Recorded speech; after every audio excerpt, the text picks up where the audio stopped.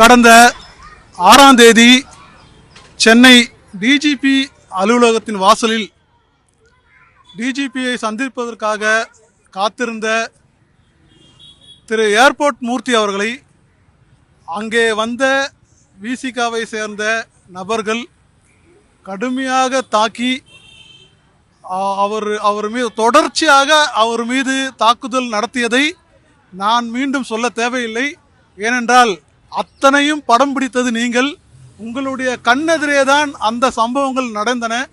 அந்த சம்பவத்திலே ஒரு மனிதன் தொடர்ந்து தன் மீது தாக்குதல் நடத்தும் போது தன் உயிரை பாதுகாப்பதற்கு இந்திய அரசியலமைப்பு சட்டமே உரிய உரிமை கொடுத்திருக்கிறது. செல்ஃப் டிஃபென்ஸ், தன்னை பாதுகாப்பதற்காக தன் உயிருக்கு பாதுகாப்பு ஆபத்து ஏற்படும் போது செல்ஃப் டிஃபென்ஸுக்காக ஒரு மனிதன் மீண்டும் தன்னுடைய தாக்குதலை நடத்தலாம். அந்த அடிப்படையிலே தான் அவர்களை துரத்தும் போது அவர்களை விரட்டி அடிக்க வேண்டும் என்ற நோக்கத்திலே சொல்லும்போது அவர்கள் அங்கிருந்து கலைந்து ஓடிய அத்தனை காட்சிகளும் உங்களுடைய கேமராவில் பதிவு செய்யப்பட்டு இந்த நாட்டினுடைய அத்தனை மக்களுமே பார்த்தார்கள்.